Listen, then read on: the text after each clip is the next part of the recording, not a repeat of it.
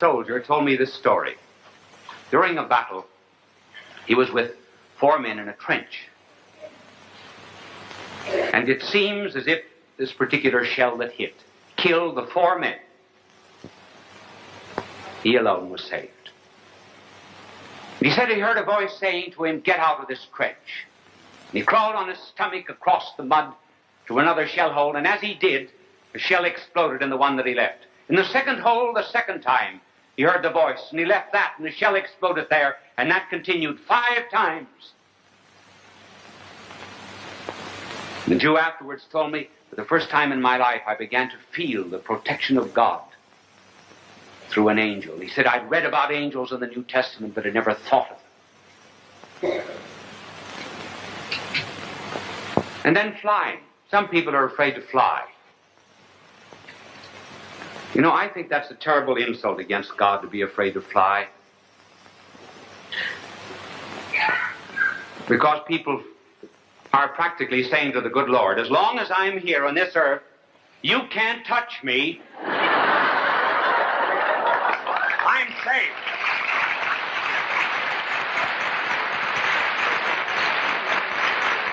So they are saying to the good Lord, you are a coward. You may be lurking behind one of those white clouds, and you'll come out and stop the propeller and send me down to the earth. Every day of my life, I always say a prayer to St. Raphael. He's mentioned in the Old Testament, as you know, as the one who traveled with Tobias. I pray every day to St. Raphael to guard me when I fly and when I travel. TWA, travel with angels.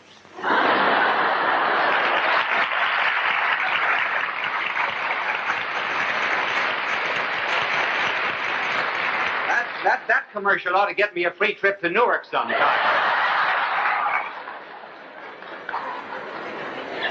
And the good Lord has turned the beautiful side of the clouds to himself, and it's really wonderful to get up above the clouds and glorify God.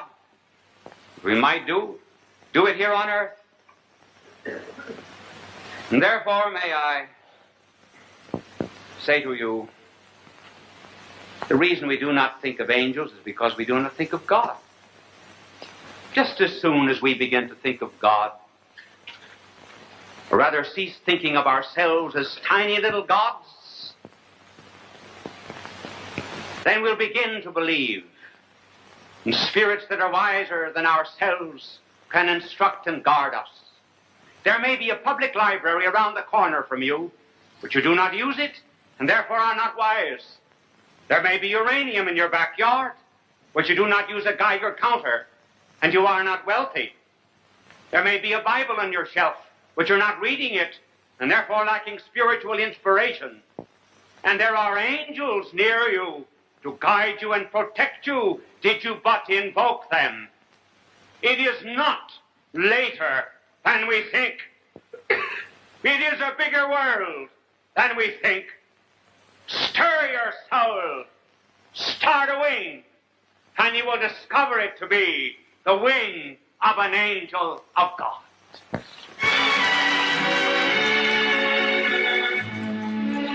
The oceans that touch America have many stories. One is the crossing of the Pilgrims from England to America in a small sailing ship called the Mayflower. These people sought a place where they could worship as they wished. They settled at Plymouth in Massachusetts. Winter had just set in. Their lives became filled with hardships. Half their company died. The others worked through the loneliness of winter until the warm sun of the New England springtime gave them new strength. They prayed, and their loneliness melted with the winter snows.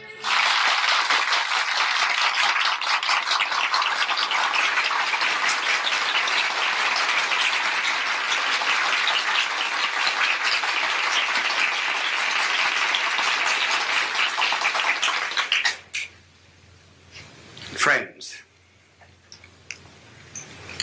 in a certain city, a politician was running for office, and he advertised for volunteer workers. There were so many young women appeared for the job as volunteers that there was a near riot. Were they interested in politics?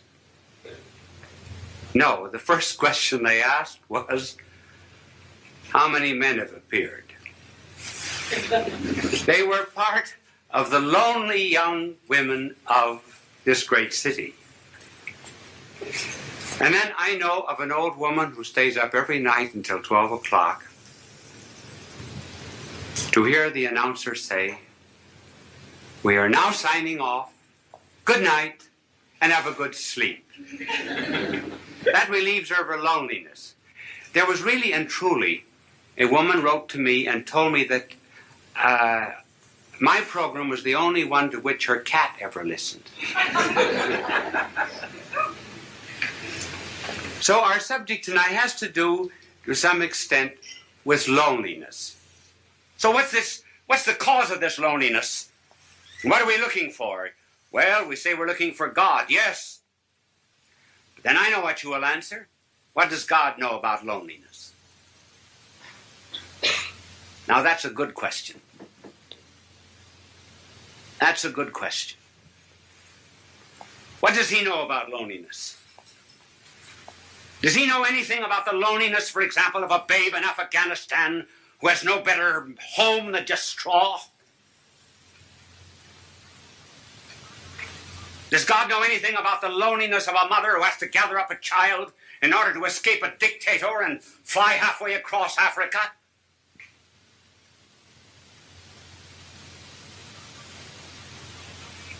Does God know anything about the loneliness of a man that's born on the wrong side of the tracks? Who's isolated socially from people simply because his hands are calloused with common labor and is denied decent society? Sure, does God know anything about that kind of loneliness, for example, in which one is expelled from a city, disowned by one's own people? Does he know anything about the loneliness of being deserted by friends? Does he even know anything about the loneliness of feeling doubts? Doubts even about religion, doubts even which one cries out, "Why hast thou abandoned me?" Does God know anything about these things? Yes, those are good questions. Now suppose that there was a figure that came into all of this loneliness and so immersed himself in it that he would not immunize himself from it, would not cut himself off from it. Would you, for example, be the only one on the battlefield that was whole and not help any of the wounded? And so if there was a figure that came into this world of ours and refused to isolate himself from loneliness and felt it so much that blood poured out from his body, felt loneliness so much that as if all the robberies of the world were thrust into his hands, as if he himself were guilty, that felt all loathsome carnality so much that his flesh was hanging from him like purple rags. Suppose someone came into this world and went into all of this loneliness, took it all, and was not overcome by it, but conquered it all. Then what? Then I may be lonely every now and then, but I'll not be overcome by it. Then I have a captain, kind of a captain who presses not a button in heaven from a celestial command. But I have a captain who stumbled to a throne. You are a loyal son of the church, the Holy Father told Bishop Sheen. You have spoken and written well of the Lord Jesus Christ. This is Joseph Campanella. Bishop Sheen's spoken and written words are a treasure for God's people of all religions. The diversity of his words reflect his certainty that it is not a unity of religion that we plead for, but a unity of religious people. We may not be able to meet in the same pew, but we can meet on our knees in the light from the shadow of the cross. Here now, Bishop Fulton J. Sheen.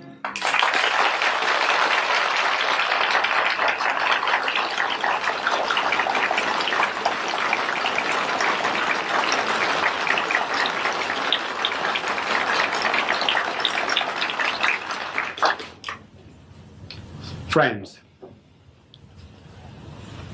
you heard the subject, our two wars. But before I get into that subject, let me tell you about another war. A little boy went to religion class, and when he came home, his mother said to him, "What did you learn today at Sunday school?"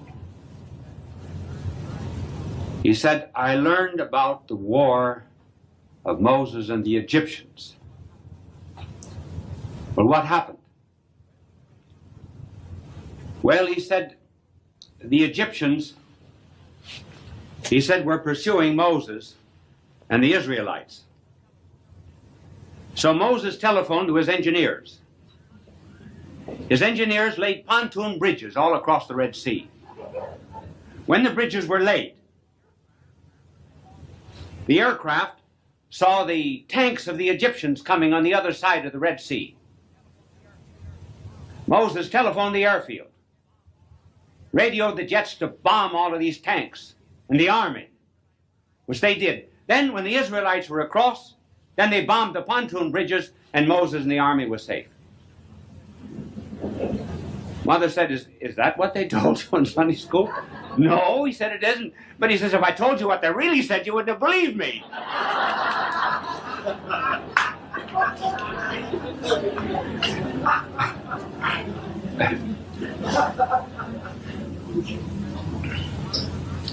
Well, our country is something that's very dear to your heart and to mine. I wonder if it's dear enough. You know, the Greeks had the virtue of pietas, which was love of country. And love of country was one of three forms of love. One was love of God, and the other was love of neighbor, and the other was love of country. Have you ever noticed that all three pass out together? And there's no longer respect for parents, and no longer a sense of divine relationship to a Heavenly Father. There's no more patriotism. And because the country means so much to us, as Lincoln said, we've been blessed as no other country in the history of the world has ever been blessed. It makes one feel rather tragic that we are in two wars. Two wars.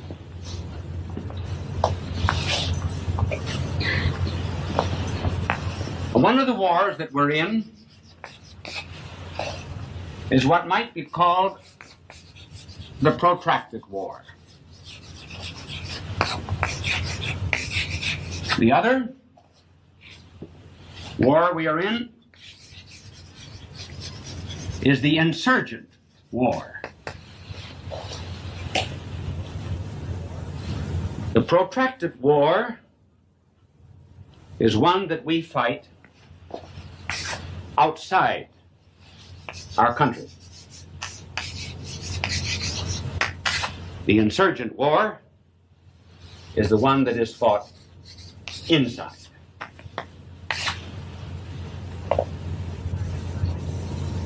The reason I mentioned both at the beginning is because I gave you the title of two wars. I'm going to leave it for a minute. I will come back to it. But I want to tell you about a very false concept of war that we still have in the United States. The concept of war that we have now is what might be called the theory of the intermittent war. This is a 19th century inheritance. One might almost say it is something that has been inherited from the centuries. But our philosophy of war at the present time is that war is not constant. That war is something that disturbs relatively long periods of peace. Secondly, our false theory of war is that every war must end in victory.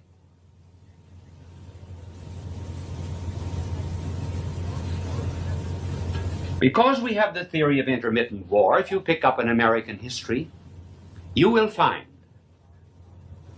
for example, our history in terms of a war, say Civil War, World War I, with the dates after it, say World War I, 1914, 1918, and so forth, World War II, and any other war that we happen to be in. You see, it's intermittent.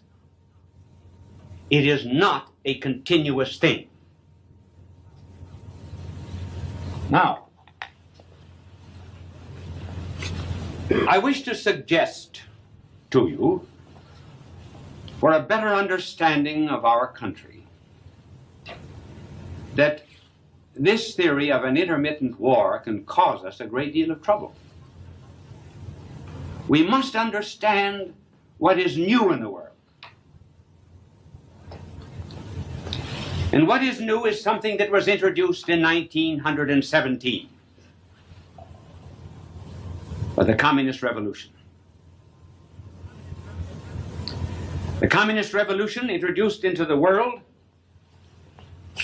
the notion, did you ever figure out how my angel always, I never tell my angel when to clean a blackboard. Ever notice that? He always knows when to clean it, and if I don't want it cleaned, see, he doesn't clean it. Now sometimes I'll walk away, and he doesn't clean the blackboard. Not because I walk away. Funny, isn't it? When the Constitution grants rights and liberties to the citizens, it must never be assumed that the people have no other rights than those granted to them by the Constitution. In other words, simply because we have certain rights, we must never think that we have them because they're in the Constitution. No, we have them because they're divinely given. Winter brings a holiday we call President's Day, in which we honor George Washington and Abraham Lincoln and all the other presidents who have lived in this historic White House in Washington, D.C., our place of national pride and great beauty, especially after winter, when the cherry blossoms bloom. The world is painted with pink day and night, and in the dawn's early light, our star-spangled banner, Old Glory's red, white, and blue, still waves over a land where we say, in God we trust.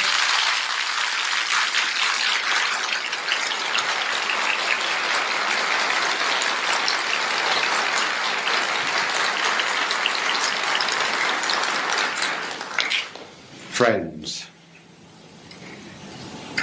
the few minutes before television program begins are always moments of tension.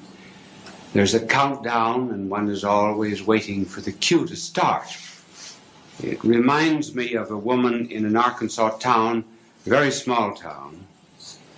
She was trying to crash the society in this village, but her husband was not very social, so she kept him upstairs with instructions that he was not to come down to the tea under any circumstances. She invited in the ladies, and she was charming them at tea, and her efforts were just about crowned with success when a voice was heard from upstairs. It was the husband, and he was saying, "Ma, there are only clean towels in the bathroom. Is it all right to start one?" So we get the cue and start a television show. And this one is about America. Sometimes the Europeans make great fun of us. This really and truly happened to a friend of mine who was studying in Switzerland. And it seems this American had gone over for his first visit to Europe. And my friend in Switzerland, who was an American, said, "Well, how do you like Europe?" "Oh," he said, "I don't like anything about it." He said, "They're not up to date. They do not have the latest gadgets. The television not in the hotel rooms." And then he said, "Buildings are old." He said, "There are churches here that are over 1,000 years old." And then dirty. "I don't find anything beautiful here." My American friend said, "Well, don't you think Switzerland is beautiful?" He said, "Take away the scenery, and what have you got left?"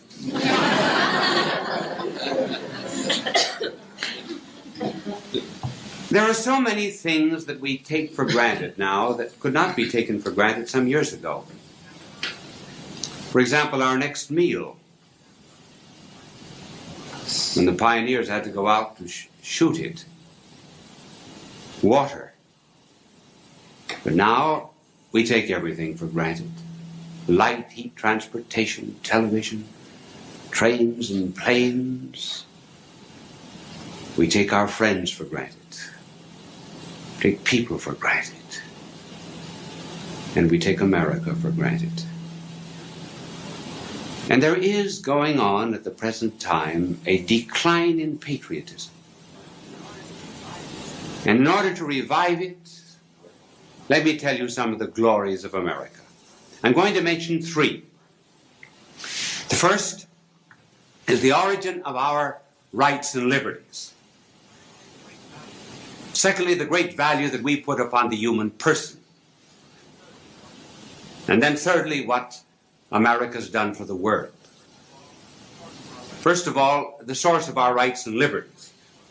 Where, for example, do I get the right of free speech here? Whence comes freedom of press, freedom of conscience, freedom of religion? There's an audience here in this studio. They are an assembly. Whence comes the right of assembly? Don't you think that our founding fathers had to ask themselves these questions? Well, where do our rights come from? And liberties as well. From the state? If the state gave our rights, the state could take them away.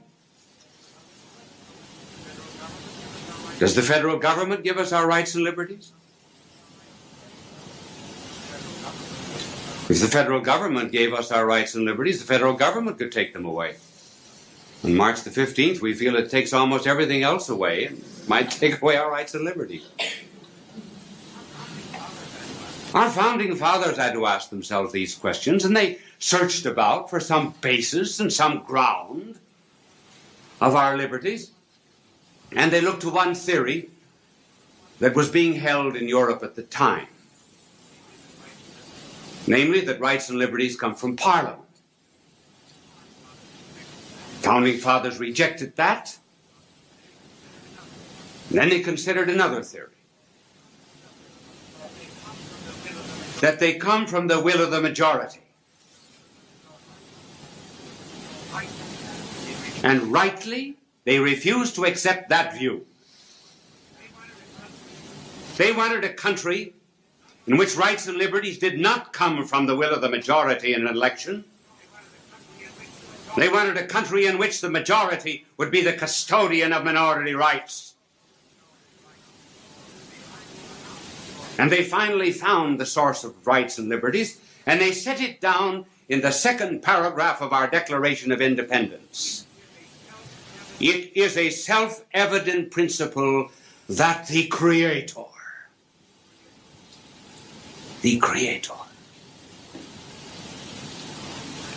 has endowed man with certain unalienable rights, among which are the right to life, liberty, and the pursuit of happiness. In other words, our rights come from God.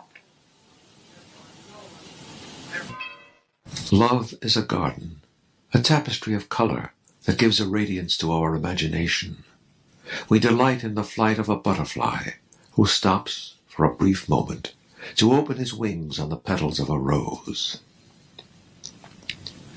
In the garden of our own lives, we pray that the leaves will always dance gracefully in the gentle breeze, that whisper which is the breath of God.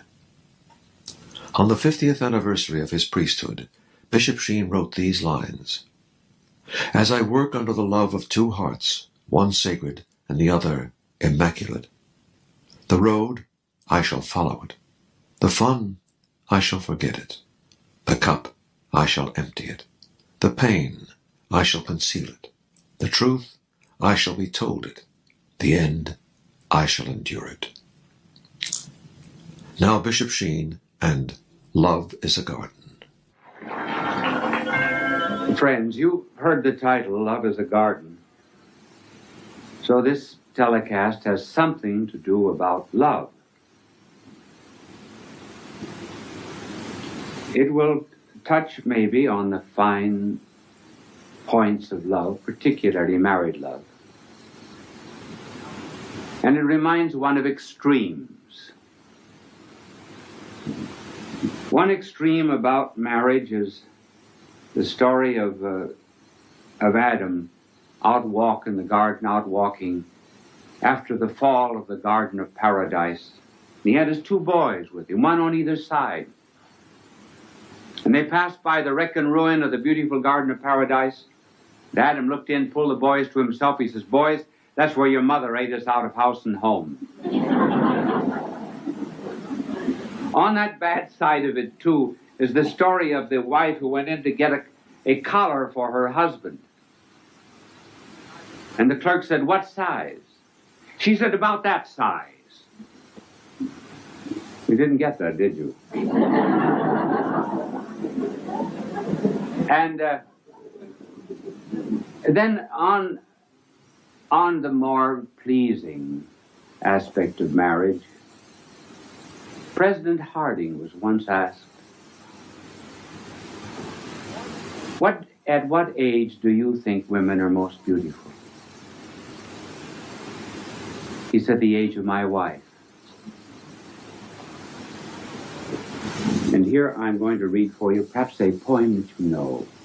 Elizabeth Barrett Browning's poem to her husband.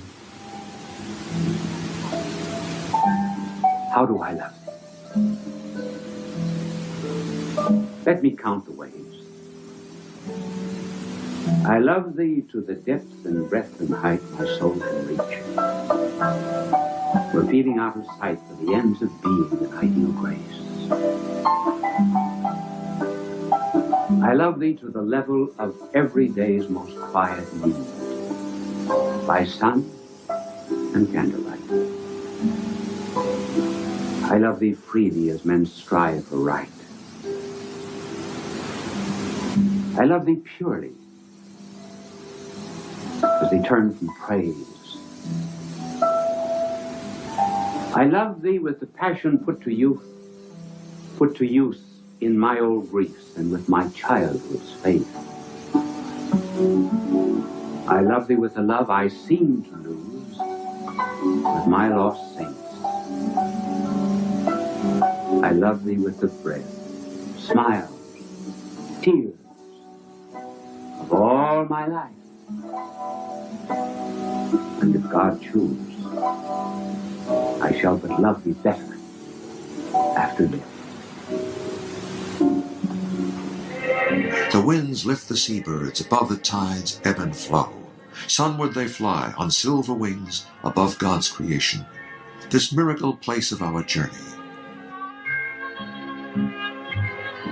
The evensong begins in a floating sense of light. Its afterglow glimmers on the ocean's golden waves, waves which have crossed time and distance, to break in patterns on the shore of your journey. They are the sea's motion, ever constant, like the simple faith of our childhood.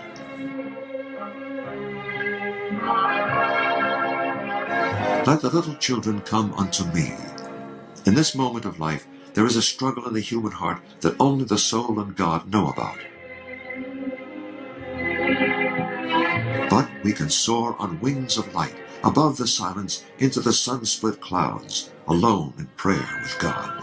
Today, Bishop Sheen tells us how to keep people tuned in with empathy, along with being interested in them as people.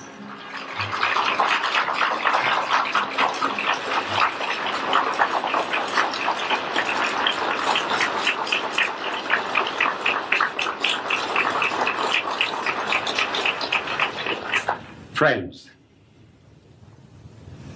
I must tell you about 2 letters that I received about the way I conclude the program.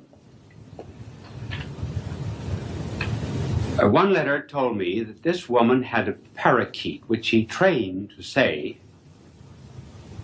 "Bye now and God love you."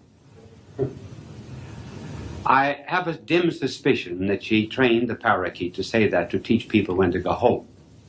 And there was another woman, a mother, who told me that her son, aged about 4, was brought to Mass every Sunday. And after the priest left the altar, went into the sacristy, he would whisper to his mother, "Mommy, Mass isn't over." "Yes, it is."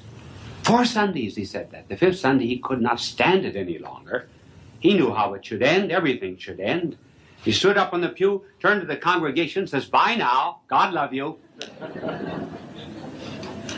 This telecast, you know, is,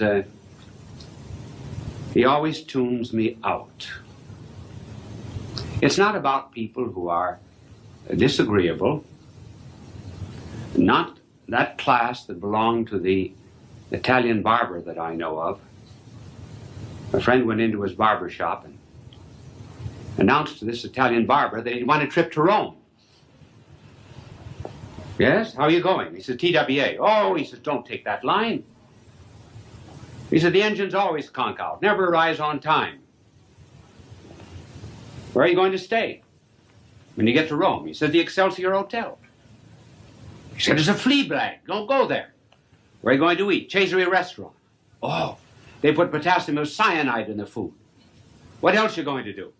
He said, "I'm going to have an audience with the Pope." "Oh," he said, "there'll be 20,000 screaming Italians. You'll never get near the man." 6 weeks later, he came back. "How was the trip?" asked the Italian barber. "Fine," he said. "Travel TWA, just as Bishop Sheen said, travel with angels, perfect flight. Excelsior Hotel, excellent, fine food, the Cesare restaurant, and I had a private audience with the Holy Father." "You did? What did the Pope say?" He said, "Where did you get that awful haircut?"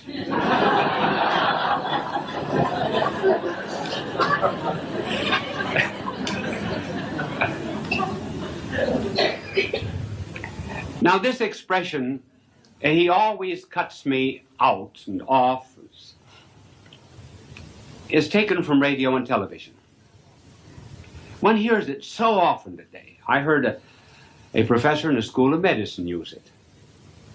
He said that as soon as he begins to talk to the medical students about the necessity of caring more for patients than just for disease, he said, they tune me out. I heard a mother say it of her daughter. I said to her, "Why do you stay out every night until 3 o'clock in the morning?" She doesn't answer me. She tunes me out. Fathers have said exactly the same thing about their sons. They just don't listen. In many people today, there seems to be a knob that's been taken off a television radio set, and they just simply tune people out. So that there's a kind of a brokenness in human relationships. Ages and classes and groups and so forth. So the problem is, how can we tune people in? Now, there is a psychological answer. But I'm going to show later on that that is not quite adequate, because I'm going to be concerned with really difficult and almost impossible cases.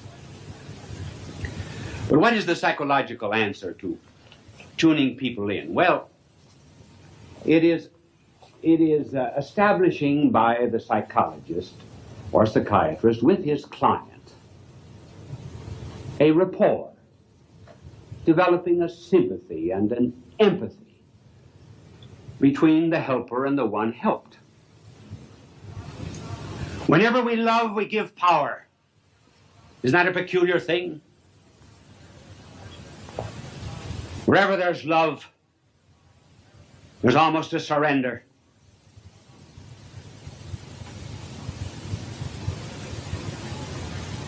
So there exists on this earth, and so many places in this earth, that it is a shame the press does not print those who keep the commandments as well as those who break the commandments. But somewhere on this earth, there is a love that absorbs evil. It did not come from evolution. I think that love that absorbs evil existed in someone who in the face of deafness would sigh. Someone who in the face of death would shed a tear. And someone in the face even of the corruption of a culture, overlooking a city and a culture, might also weep. Somewhere there had to be someone who loved so much that he was helpless. Helpless. So helpless, more helpless than the mother before the infant. So helpless that nails could be pinioned against his hands and against his feet. Somewhere there had to be an open end. Somewhere there had to be an open heart. An open heart. And on one cheek there had to be gathered up all of the sorrows of the world, so that down that cheek might flow just one tear. This is where such love comes from. It is from heaven.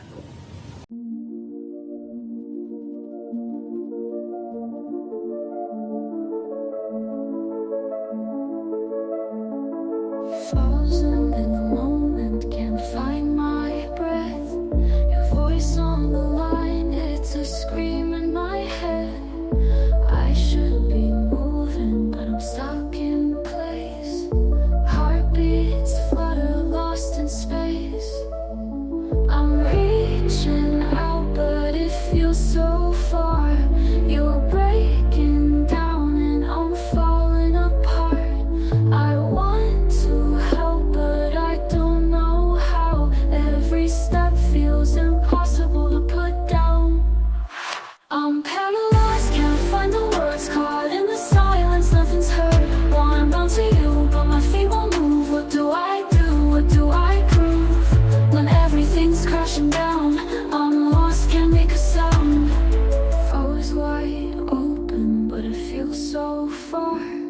You're breaking down and every word's a spark. I'm trying to be strong, but I'm breaking inside. Can't fix what's broken, can't turn back the tide.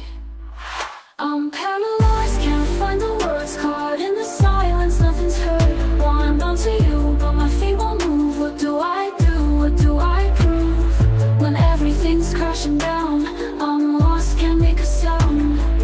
Eyes wide open, but the world's gone dark. Every thought's a shadow, every word's a spark. I'm trying not to be strong, but I'm breaking inside. Can't fix what's broken,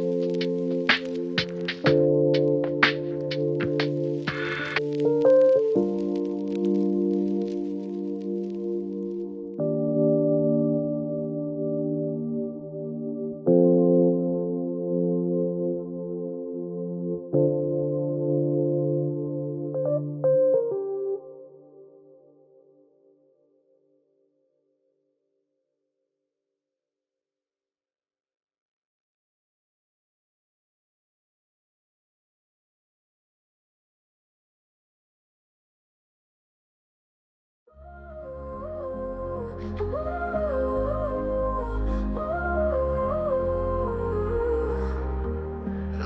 kiss, soft and sweet, a new day's bliss. Midnight bliss, underneath the moon, soft kiss. Hold me tight, in the dark you're my guiding light. Can't resist, in your arms everything feels right. In every touch my heart ignites it new. My love, there's no more fight. You are a star in the world, you're the brightest spark, shining bright, illuminating every darkened night. In my heart, with you loves a work go on all the night. In your embrace, I take flight. In your light, I find my way. Every moment I want to stay. Whisper close, soft secrets that only we know. Feel the glow in your presence, time moves slow. Touch my soul, your love's the fire that makes me whole. Let it shows, together let our true selves unfold. On every whisper, all our story told. In your eyes, my heart's been sold. You are a star in the world, you're the brightest spark, shining bright, illuminating every darkened night. In my heart, with you loves a world go on all the night. In your embrace, I take flight. Oh baby, with you every day feels right. In your love I find my light. Stay with me, let's dance under the moonlit sea. Just be free, in your arms I find my plea. In your light, I find strength, I find my might. I believe in this love we're meant to be. Ooh.